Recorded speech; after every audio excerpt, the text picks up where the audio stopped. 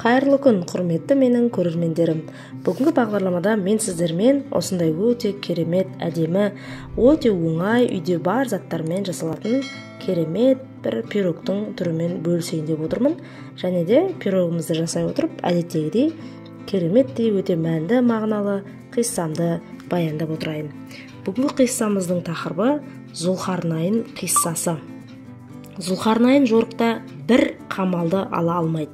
Сөйтіп, мен Құдайдың әмірімен келіп тұрмын, қақпаны ашыңдар, деді. Ар жақтан бір кісі, мына түйіншекті ал, ашып көрсең бәрін түсінесің, деді. Ескендір түйіншекті ашса, ішінде бас сүйек жатыр екен.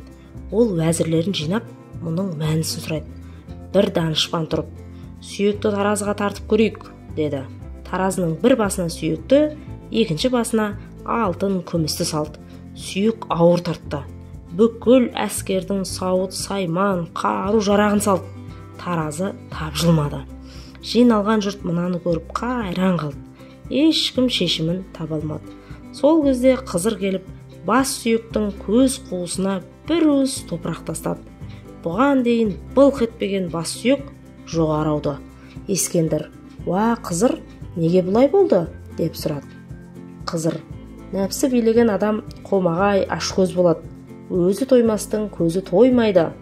Әлемнің алтын күмісіне тоймаған адам нәпсісі көрге кіріп, көзіне бір уыс топырақ құйылғанда ғана тояды, деді. Ескендір бұл оқиғадан ғибрат алып, кері қайтыпты. Әбілхаят суы. Ескендір патша жер жаһанды шарлап жүріп, бір таудың төбесінен өлместің суын табады. Оны торсыққа құйып, ішейін деп жатқанда, Алла, «Ей, Ескендір, сен өзіңнің өлмегеніңді қалайсың ба, әлде атыңның өшпегенін қалайсың ба?» деп сұрайды. Патша сәл ойланып, «Әрине, тарихта атымның өшпегенін қалаймын», деді. «Ендеше тірі жүрген адам тарих бола ма?» деді. Патша сөзден тосылды.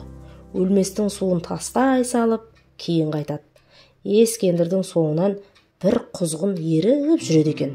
Соғыста жолда өлген әскердің етін жеуді әдетке айналдырыпты. Ол тау басында торсықты жемтік пе екен деп тұмсығымен теседі. Сол кезде өлместің суы төгіліп аршаға тиіпті. Арша ағашы сол себепті мәңгі жасыл болыпты. Суға тұмсығы малынған құзғын 300 жыл өмір кешеді екен. Су төгілген жерге түлкі де аунапты. Әбілхаят суының қасиеті оның жүніне дарып, терісі әдемі болыпты.